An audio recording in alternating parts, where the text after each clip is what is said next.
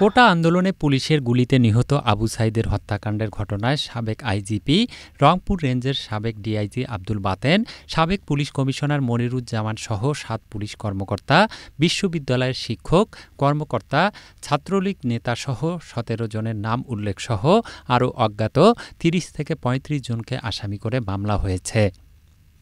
রোববার সকালে আবু সাঈদের বড় ভাই রমজান আলী বাদী হয়ে মেট্রোপলিটন ম্যাজিস্ট্রেট তাজহাট আমলি আদালতে মামলা দায়ের করেন। আদালত মামলাটি এজাহার হিসেবে গ্রহণ করতে তাজহাট থানাকে নির্দেশ দিয়েছে।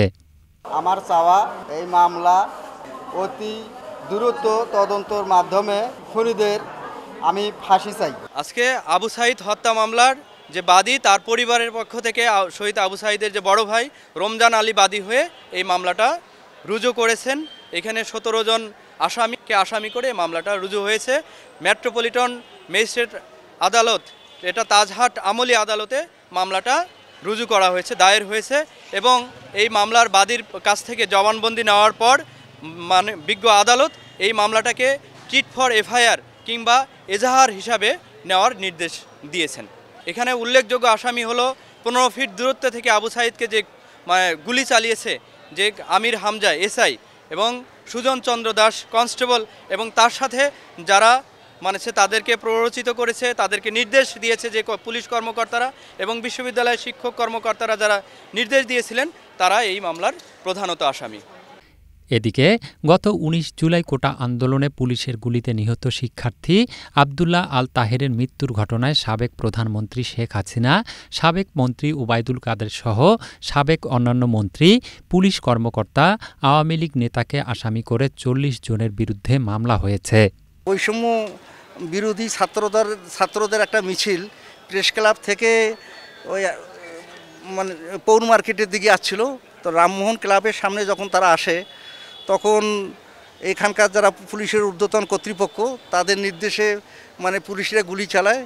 তাতে আবদুল্লাহ আল তাহির নামে একজন ছাত্র মৃত্যুবরণ করেন।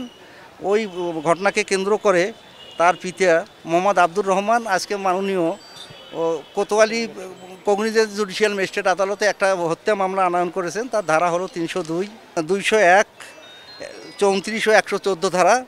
তো এখানে আসামি করা হয়েছে আপনার সাবেক প্রধানমন্ত্রী শেখ হাসিনা, সাবেক সেতু মন্ত্রী ওবায়দুল কাদের, সাবেক স্বরাষ্ট্রমন্ত্রী আসাদুজ্জামান খান কামাল, সাবেক আইনমন্ত্রী আনিসুল হক, সাবেক পররাষ্ট্রমন্ত্রী আব্দুল হাসান মামুর সহ মোট ৪০ জনের বিরুদ্ধে মোকদ্দমা করা হয়েছে।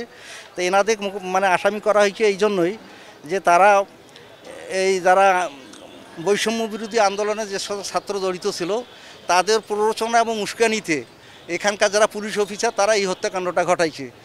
আমরা বিশ্বাস করি যে তারা যদি ওখান থেকে এই উৎসাহ প্ররোচনা না দিত তাহলে পুলিশরা এই গুলি চালাইতো না। ওই জন্য তাদেরকেও এই মোকদ্দমা আসামি করা হয়েছে। এছাড়াও একই দিনে পুলিশের গুলিতে ফল ব্যবসায়ী মেরাজুল ইসলামের মৃত্যুর ঘটনায় পুলিশ কর্মকর্তা, আওয়ামী লীগ নেতাসহ ২১ জনের বিরুদ্ধে মামলা হয়েছে। Zulfikar Jewel, update TV.